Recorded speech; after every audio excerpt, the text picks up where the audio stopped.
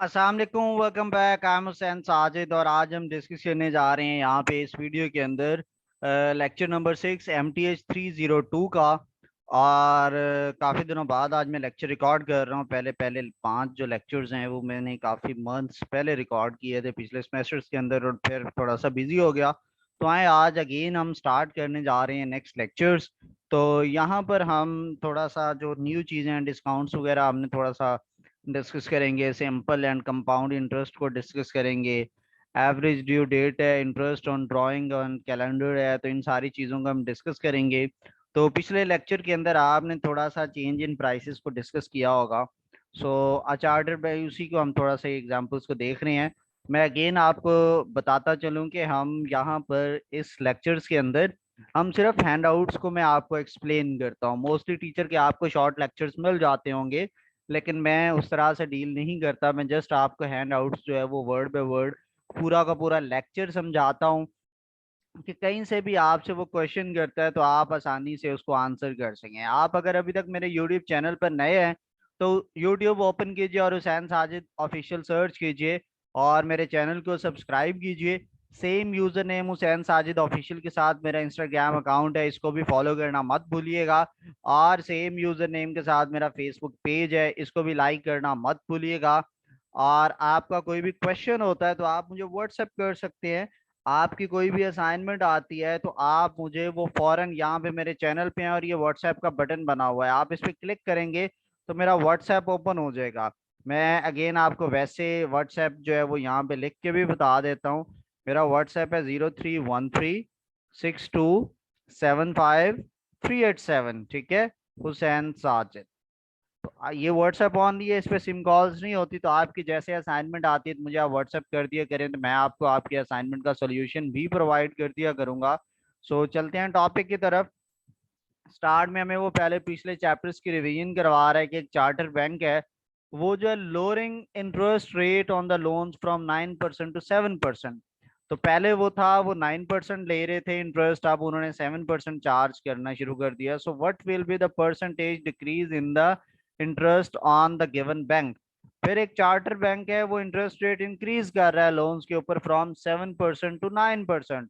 तो अब आपने परसेंटेज इंक्रीज बतानी है, एक परसेंटेज डिक्रीज है और एक परसेंटेज इंक्रीज है।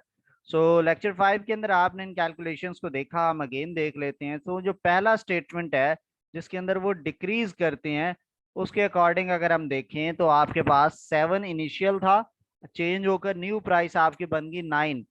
ठीक है, तो इनमें सॉरी आपका ये न्यू प्राइस जो है वो 7 है और इनिशियल आपकी 9 थी। ठीक है, 9 से 7 हुआ तो आपने फाइनल माइनस इनिशियल करना होता है। तो फाइनल अब आपका 7 है, इनिशियल प्राइस 9 थी, माइनस किया तो -2% आया। अब इसके आपने परसेंटेज डिक्रीज निकालनी है तो उसका आसान सा तरीका है, माइनस एज इट इज रहेगा। ये जो चेंज आया वो 2 का आया है। और ओरिजिनल प्राइस, ओरिजिनल इनिशियली हमारे पास 9 था, तो आपने इसको 9 पे डिवाइड किया, मल्टीप्लाई बाय 100 करेंगे तो 22.2 आ जाता है। आप ये कैलकुलेटर से भी परफॉर्म कर सकते हैं। यहाँ पे आके आप कैलकुलेटर को सर्च करें, ये 2 डिवाइडेड बाय 9 करें, आप मल्टीप्लाई करें इसको 100 के साथ, तो ये आपको 22.22% ये आपकी वैल्यू आ जाती है। नेक्स्ट आपको वो इंक्रीज रेट की बात कर रहा है, तो इनिशियल 7 था, न्यू 9 है, तो फाइनल माइनस इनिशियल 2% है। ठीक है, तो ये भी अब लेकिन इसके अंदर 2% है तो इसमें भी चेंज 2 का, लेकिन इसका इनिशियल 7 था, उसका इनिशियल 9 है, तो इसको 7 पे आप डिवाइड करेंगे तो 28.6 आता है। अब आपने इसी को एक्सेल के अंदर परफॉर्म करना है। ये वो सारे मेथड्स आपको फार्मूलाज बता रहा है कि आपने किस तरह से करना है, वो भी मैं आपको सीक्वेंस में समझा देता हूँ। ये हमारे पास उसने सॉल्व किया हुआ है। ठीक है, तो पहला वो डिक्रीज इन इंटरेस्ट रेट की बात कर रहा है, तो आप अपना एक्सेल, आपने माइक्रोसॉफ्ट एक्सेल अगर इंस्टॉल किया उसको ओपन कीजिए। ठीक है, और फिर हम यहाँ पे अब हम काम करते हैं। इसको आपने स्टार्ट किया, इसको ओपन कर लिया और यहाँ पे थोड़ा सा मैंने जूम कर दिया। तो अब हम बात कर रहे हैं, हमारे पास पहले क्या आ रहा है, ओरिजिनल,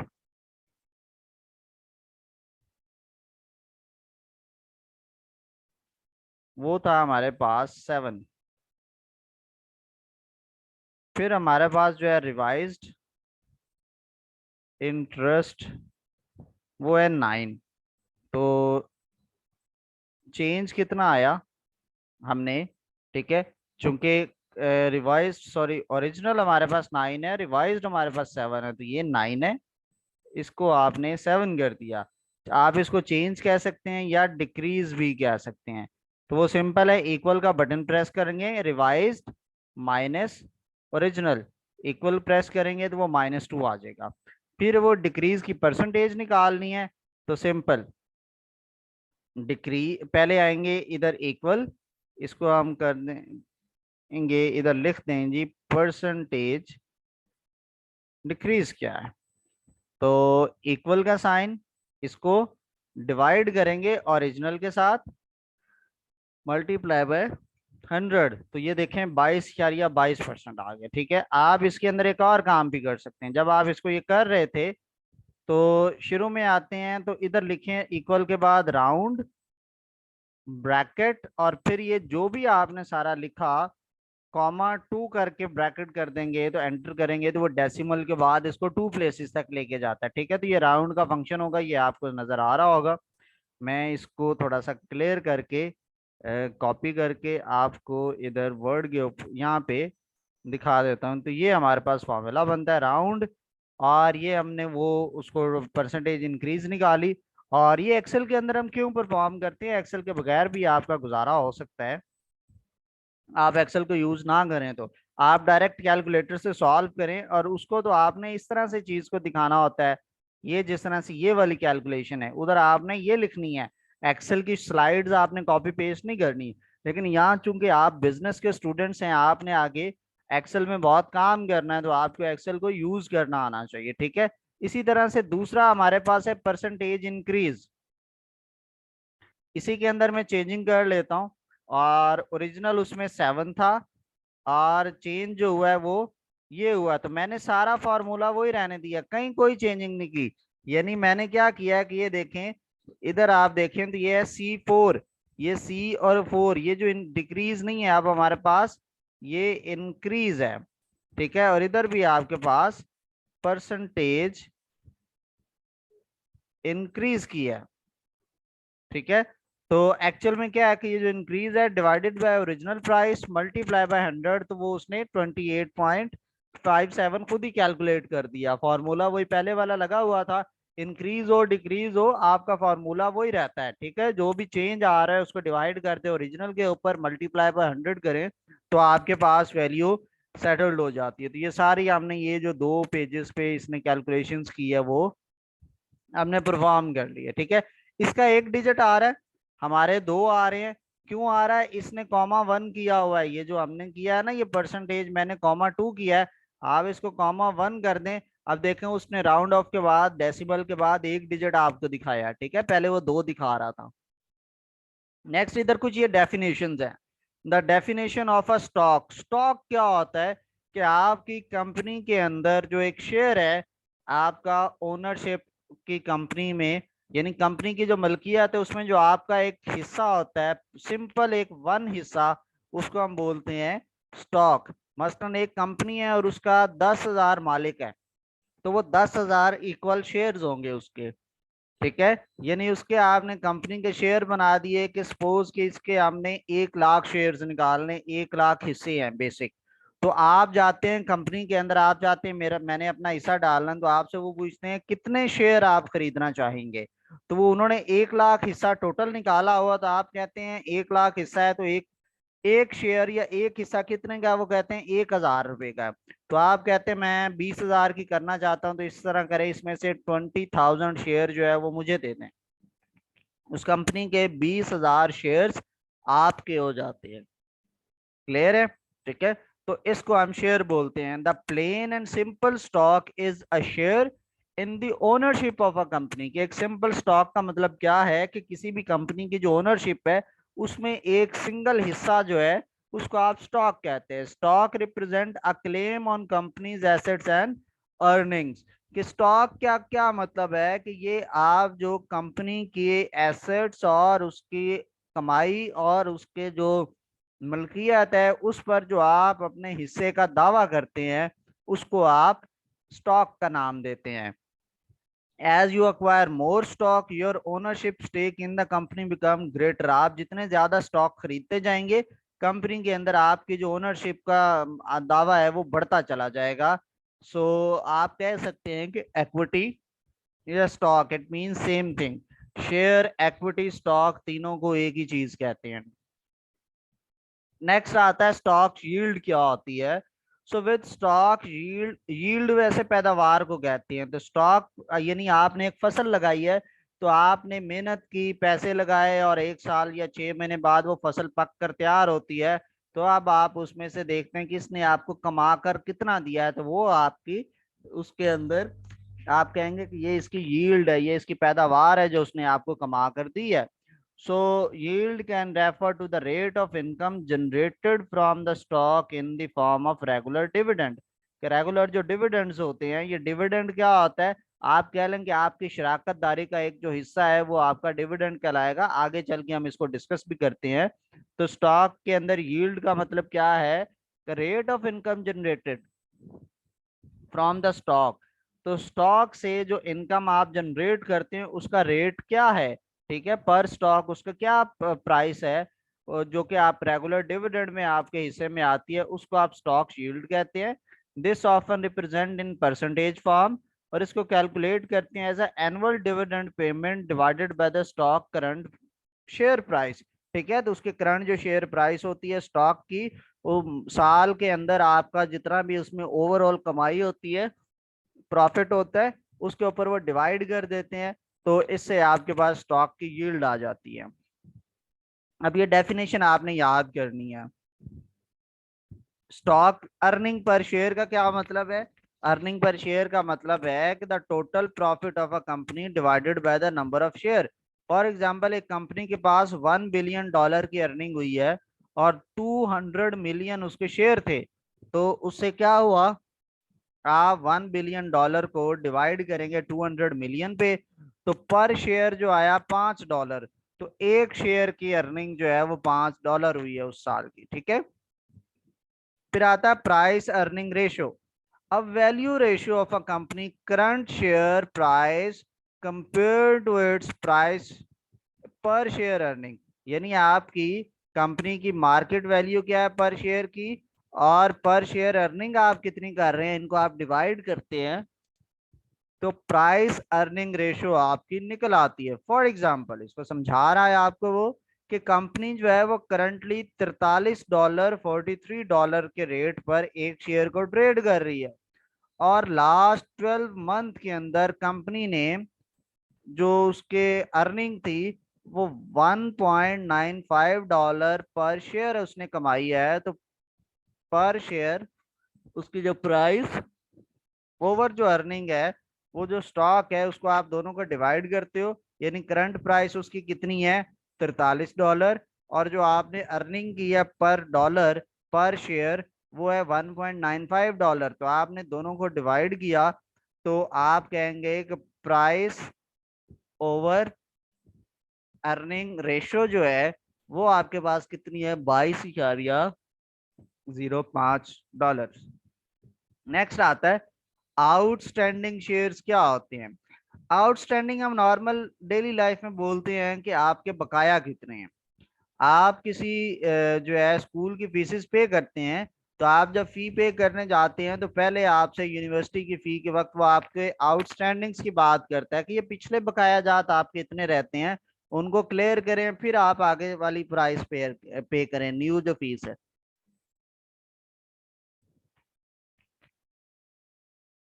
तो आउटस्टैंडिंग शेयर कहते हैं कि एक कंपनी के 1 लाख या 10 लाख शेयर्स तो थे, लेकिन उसने सारों को पब्लिक नहीं किया, कुछ लोगों ने खरीदे हुए, कुछ शेयर उनके पेंडिंग है, वो उनके आउटस्टैंडिंग शेयर्स होते हैं। यानी stock currently held by investors, जो इन्वेस्टर्स होते हैं एक्चुअल में उन्होंने जिन स्टॉक्स को हेल्ड किया होता है उनके अंदर कौन से और भी शेयर शामिल होते हैं, जो restricted share owned by company officers and Insiders. जो कंपनी के अंदर के बंदे और कंपनी के ऑफिसर्स होते हैं उनकी मलकियत में कुछ रिस्ट्रिक्टेड होते हैं। इसके साथ साथ जो पब्लिक शेयर्स होते हैं, इन सारों में से कंपनी ने कुछ शेयर्स को होल्ड कर लिया होता है। ये जो शेयर होते हैं इनको आप आउटस्टैंडिंग शेयर कहते हैं, और वो शेयर जिनको आप रीपरचेज करते हैं कंपनी के, वो आपके पास आउटस्टैंडिंग के अंदर कंसिडर्ड नहीं होते। फिर आता है नेट वैल्यू एसेट पर share. Net value asset per share is calculated by company current asset subtracting the total liabilities, then divide the result by the total number of share outstanding। यानी कितने shares आपके out, यानी आप current asset के ऊपर आप पर share उसकी वैल्यू निकालना चाहते हैं, तो आपके फॉर एग्जांपल 10 लाख के करंट एसेट है और उसमें से 4 लाख की आपकी लाइबिलिटीज हैं जो उधार है जो आपकी कंपनी ने पे करना है। तो 4 लाख उसमें से माइनस करके पीछे 6 लाख देखेंगे। अब वो देखेंगे कि आपके कितने शेयर्स आउटस्टैंडिंग है, उस पर उसको डिवाइड करेंगे तो फिर वो नेट करंट एसेट वैल्यू पर शेयर आपकी निकल आएगी। फिर आगे आता है करंट एसेट्स क्या होते हैं।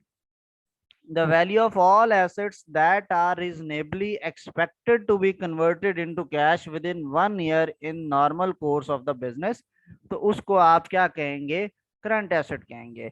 यानी आपके पास टोटल जो है वो 50 लाख के एसेट्स हैं, लेकिन एक साल के अंदर आपके पास ऐसी चीजें पड़ी हैं जो आप सेल करेंगे और उसके बदले में आपके पास कैश आ जाएगा, तो वो जितनी वर्थ होगी उसको आप करंट एसेट का नाम देंगे। वो एसेट्स जो कि आपके आगे जाके कैश के अंदर चेंज हो जाएंगे। मसलन आपके पास ऐसी चीजें पड़ी हैं जो बिक जानी है, या कोई ऐसा रिपेयरिंग का सामान पुराना सामान है जो आपने सेल आउट कर देना है, तो वो किस में आएगा, करंट एसेट के अंदर। करंट एसेट में कैश भी आता है, अकाउंट रिसीवेबल भी आता है, इन्वेंट्री, मार्केटेबल सिक्योरिटीज भी आती हैं, प्रीपेड एक्सपेंसेस भी आते हैं, और liquid assets that can be converted into cash. फिर लायबिलिटीज क्या होती हैं आपकी, आपने अकाउंटिंग में भी पढ़ा होगा MGT 101 के अंदर ये चीज। लायबिलिटी कहते हैं एक लीगल डेट या ऑब्लिगेशन जो कि आपके बिजनेस ऑपरेशन के दौरान आपकी कंपनी के ऊपर आ जाता है। यानी कोई लीगल उधार है या कोई फरीजें हैं जिनको आपने अदा करना है, वो आपके लायबिलिटीज हैं। आपने स्कूल में एडमिशन लेना है तो आपके ऊपर लायबिलिटीज आ गई है। क्या लायबिलिटी है कि आपने हर मंथ स्कूल की फीस पे करनी है, तो वो चीज आपकी जेब से पैसा निकलवा रही है, तो वो लायबिलिटी बन गई, फीस जो है आपके पास। ठीक है। वैसे आपका घर भी लायबिलिटी में आता है कि वो आपके खर्चे करवाता है आपसे। हर महीने बाद 6 माह बाद आपका कोई बल्ब खराब हो जाता है आपकी, तो ये सारी चीजें आप पे लायबिलिटीज हैं। Market value, the price at which investor buy और sell share stock at the given time, जो करंट टाइम के ऊपर वो प्राइस जिस पर कोई चीज इन्वेस्टर बाय करेगा या सेल करेगा उसको मार्केट वैल्यू कहेंगे। Face value, original cost of a share of stock which is shown on the certificate, यानी सर्टिफिकेट के ऊपर आप जो किसी चीज के प्राइस को शो करते हैं उस ओरिजिनल कॉस्ट को आप फेस वैल्यू कहते हैं। As refer to par value, par value भी इसको कहते हैं। Face value is usually very small amount that bears no relationship to its market price, face value का ताल्लुक मार्केट प्राइस से नहीं होता। फिर आता है डिविडेंड क्या होता है। यूजली कंपनी जो है वो अपना प्रॉफिट जब अर्न करती है तो वो उसको डिविडेंड के तौर पर डिवाइड करती है। कैसे,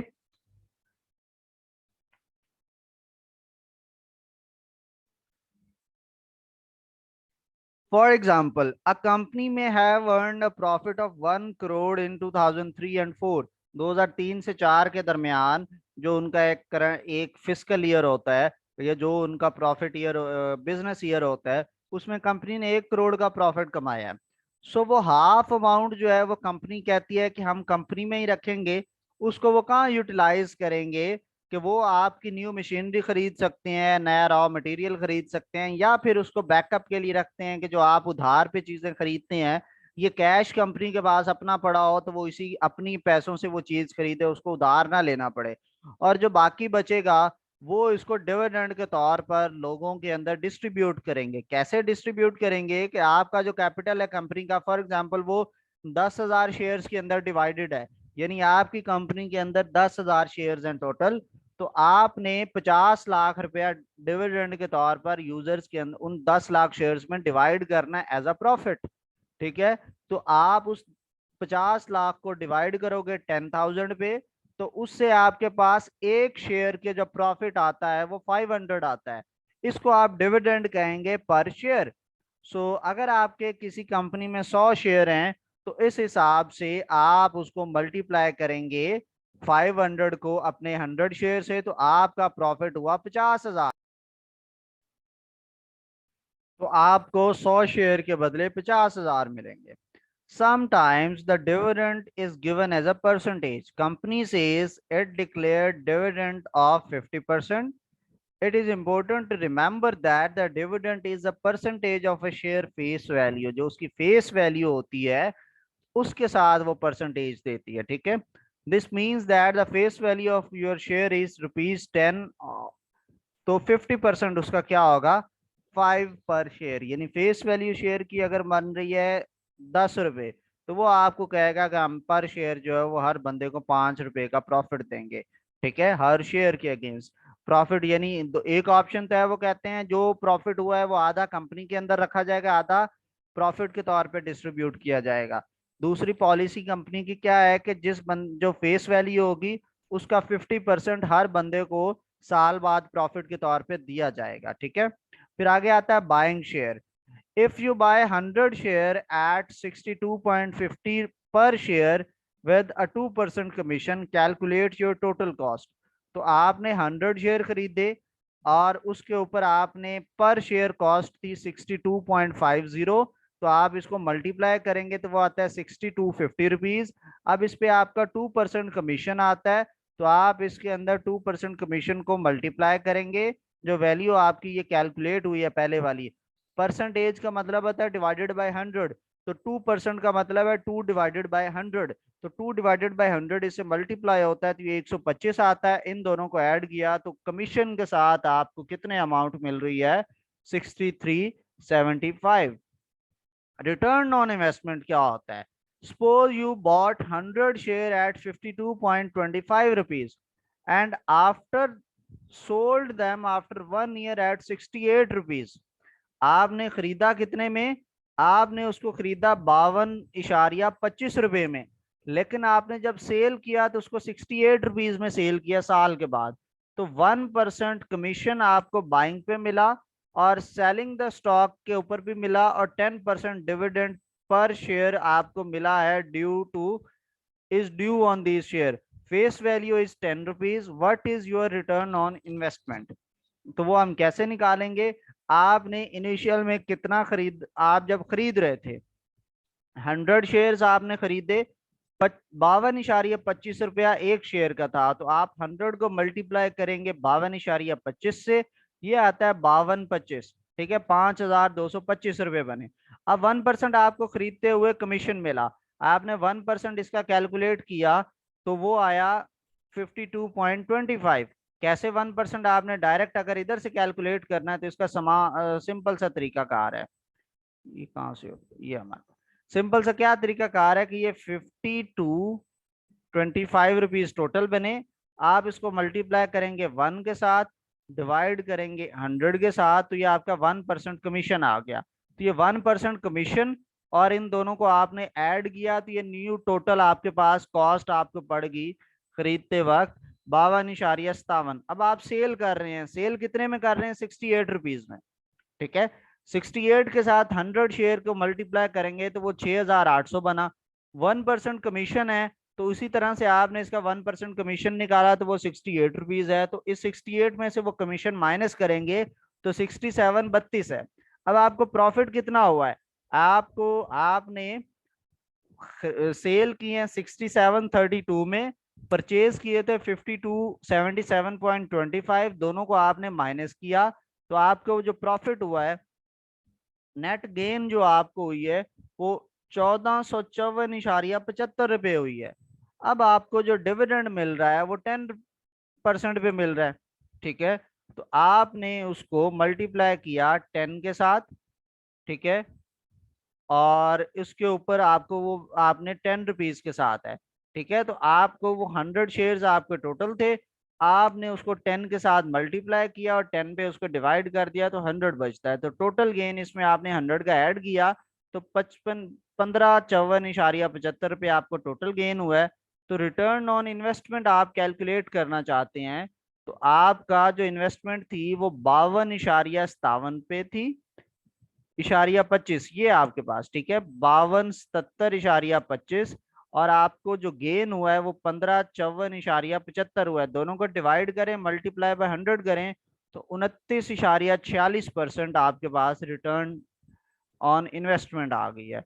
तो इसी को आप एक्सेल शीट पे बनाते हैं, ये सामने है। अब मैं ये सारा रीड नहीं कर रहा कि ये उसने किस तरह से एक्सेल शीट बनाई है, मैं आपको डायरेक्ट समझा देता हूँ। समझना क्या है कि आपके जो शेयर्स हैं वो है आपका 100, फिर आपके पास जो उसका रेट है वो है 52.25, फिर आपके पास जो कॉस्ट इसकी बन गई,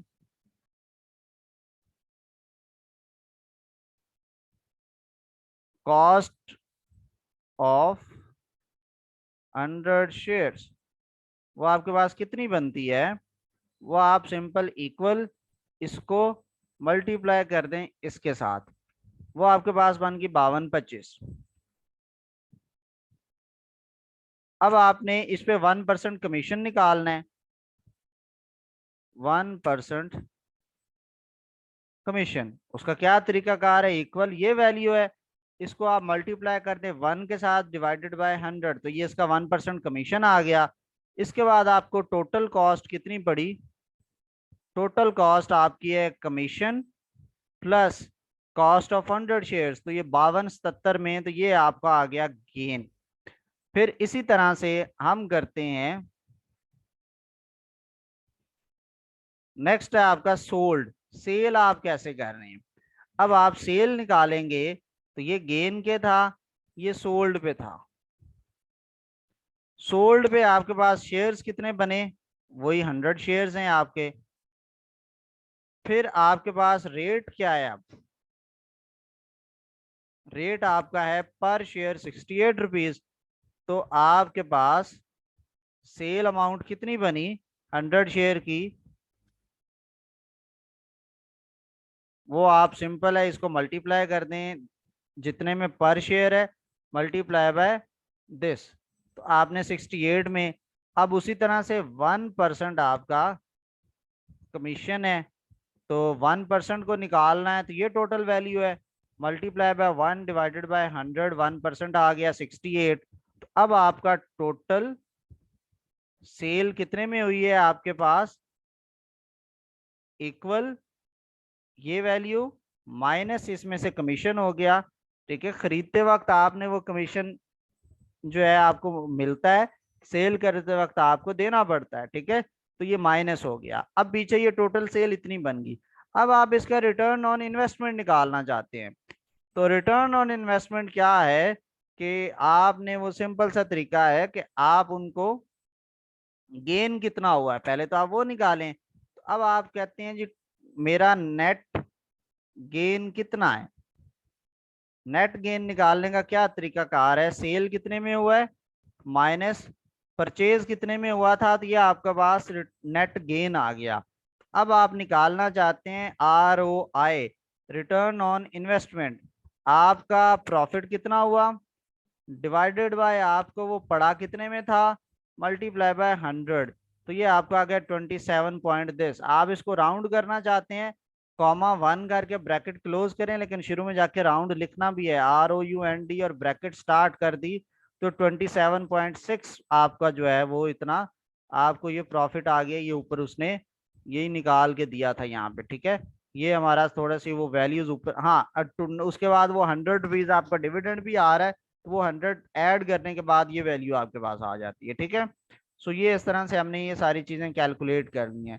फिर आगे डिस्काउंट आता है, डिस्काउंट का सिंपल सा वे है कि आपका जो है लिस्टेड प्राइस जो है वो 20 रुपीज की है, और 20% वो कहता है आपका जो है वो डिस्काउंट है।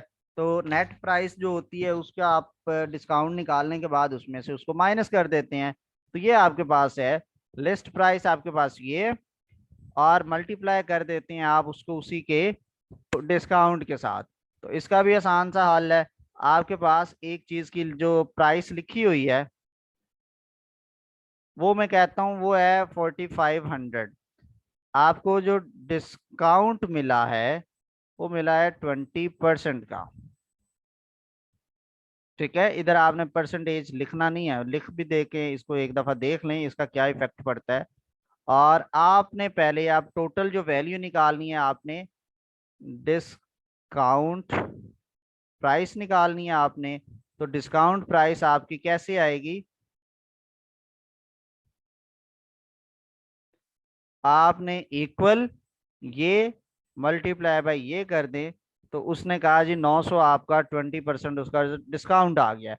अब आपने ये डिस्काउंट की वैल्यू, तो अब आपने पे कितना करना है, जो आपके पास प्राइस लिखी हुई है माइनस आपने डिस्काउंट किया, तो अब आपका 3600 रुपया उसकी प्राइस बन गई। ठीक है, तो ये इस तरह से ये चीजें कैलकुलेट, वो उसने सिंगल स्टेप में माइनस कर दिया, मैंने दो स्टेप्स में उसको माइनस किया। ठीक है, हमने ये वैल्यू अलग कैलकुलेट करके फिर उसको माइनस किया, आप इसको सिंगल स्टेप में भी कर सकते हैं। फिर आगे आता है सिंपल इंटरेस्ट। सिंपल इंटरेस्ट का फॉर्मूला होता है interest is equal to principal rate into time over by 100। Principal के आप कहते हैं कि आपने बैंक में 50,000 रुपया जमा करवाया है, वो आपका प्रिंसिपल अमाउंट है। उसके ऊपर वो कहता है जी आपको कितने परसेंट पे इंटरेस्ट है, वो कहते हैं हम आपको 5% इंटरेस्ट देंगे एनुअल। ठीक है, और कितने साल के लिए आप रखवा रहे हैं, 6 साल के लिए, तो 6 साल बाद आपको साल के हिसाब से 5% का इंटरेस्ट मिलेगा। तो आपको हर साल 5 5 5 5 5% आपको मिलता रहेगा। और एंड पे आपको वो टोटल 5 साल का आप इंटरेस्ट कैलकुलेट करते हैं तो 50,000 से ऊपर आपको कितने मिलेंगे। तो I is equal to PRT/100। तो ये सिंपल सा है, प्रिंसिपल अमाउंट वो वैल्यू बताएगा, ईयर जो है टाइम पीरियड हमेशा ईयर में होता है, अगर मंथ में दिया होगा तो आपने 12 पे डिवाइड कर देना है 11% उसका, और परसेंटेज का साइन खत्म करके ही तो ये 100 आता है। जो ओवर 100 है ना, ये परसेंटेज के साइन की वजह से आता है, तो इसलिए आपने परसेंटेज के लिए एक अलग से 100 नहीं निकालना, तो सिंपल इनको मल्टीप्लाई किया। तो ये सिंपल उसने परफॉर्म किया हुआ है। समझ नहीं आएगी तो पूछ लीजिएगा, मैं यहीं पे इसको रोक रहा हूँ। ठीक है, तो मतलब इतना ही मैं बता के तो मैं आगे जा रहा हूँ। आपने सिंपल ये प्रिंसिपल की वैल्यू ये, और फिर बता रहा हूँ कि एक्सेल आप जरूरी नहीं है कि आप उधर एक्सेल के साथ काम करें, आप डायरेक्ट कैलकुलेटर पे कैलकुलेट करके भी आंसर उधर लिख सकते हैं। फिर आता है कंपाउंड इंटरेस्ट। इसका फार्मूला थोड़ा सा डिफरेंट होता है। कंपाउंड इंटरेस्ट का फार्मूला क्या होता है, one principal amount bracket 1 + R होता है वो रेट, डिवाइडेड बाय 100, और पावर कितने मंथ के लिए, कितने ईयर्स के लिए, एन जो है वो टाइम पीरियड है। ठीक है, तो S - P जो है वो आपका कंपाउंड इंटरेस्ट आ जाता है। ये एक एस है और एक ये प्रिंसिपल है। एस क्या है, the money accrued after an year. ये कंपाउंड इंटरेस्ट में थोड़ा सा आपको समझा देता हूँ ये होता क्या है। आपके पास आपने जो रखा, आपने वैसे जो 5% है, आपने 1 लाख रुपया रखा और वो कहते हैं साल का हम आपको 5% मतलब 5,000 रुपया प्रॉफिट देंगे। 5 साल बाद आपको 25,000 रुपया मिलता है। लेकिन आप कहते हैं कि यार मैंने आपके पास रकम रखवाई है 1 लाख रुपया, साल बाद उस पे ऊपर मुझे 5,000 इंटरेस्ट बनता है, तो मेरी अमाउंट तो बन गई 1,05,000। तो आप मुझे 1,05,000 पे जो है वो 5% मुझे प्रॉफिट दें। तो वो आप कहते हैं अच्छा, वो 1,05,000 पे आपका बन जाता है यानी कि आप कह लें कि 5,000 के साथ 5500 सपोज कर लें। तो वो नेक्स्ट ईयर आपको 5500 प्रॉफिट मिलेगा। तो अब आप कहते हैं यार मेरी अमाउंट तो बन गई 1,10,000, तो आप मुझे 1,10,000 पे 10% दो। तो वो कहेंगे अच्छा, तो अगले साल आपका इंटरेस्ट सपोज बन जाता है 6,000, अगले साल 6,500। तो हर बार वो इंटरेस्ट प्रीवियस वैल्यू पे कैलकुलेट होता है, इसको कंपाउंड इंटरेस्ट कहते हैं। तो इसका फार्मूला होता है 1 + R/100 पावर n। तो इसका सिंपल से ये तरीका, वो कहता है कंपाउंड इंटरेस्ट जो है कैलकुलेट करें। आपने 750 रुपीज इन्वेस्ट किए हैं 12% पर एनम पे, और 8 ईयर में। अब 8 ईयर है तो एन की वैल्यू 8 है, आर की वैल्यू 12 है, और पी की वैल्यू 750 है। तो आपने प्रिंसिपल एस अलहदा कैलकुलेट किया। ठीक है, वो है principal amount into 1 + R/100 multiply by 8 power 8। तो 750 इंटू 1 + 12/100 पावर 8 कैलकुलेट किया। फिर इसको आपने ओरिजिनल में से माइनस कर दिया, तो आपके पास जो प्रॉफिट आया 1,107 रुपया। ठीक है, तो ये इस तरह से आपके पास कंपाउंड इंटरेस्ट आ जाता है। तो ये उसने ये कैलकुलेशन करके आपको बताई है। क्लियर ना हुआ तो आप मुझे मैसेज कर दीजिएगा, मैं आपको अगेन ये वॉइस के ऊपर व्हाट्सएप नंबर मैंने ये आपको बताया हुआ है, आप इस पर मुझसे पूछ लीजिएगा, मैं आपको ये व्हाट्सएप पे समझा दूंगा। अपना ढेर सारा ख्याल रखिएगा। आपसे फिर अगली वीडियो में मुलाकात होगी। अल्लाह हाफिज।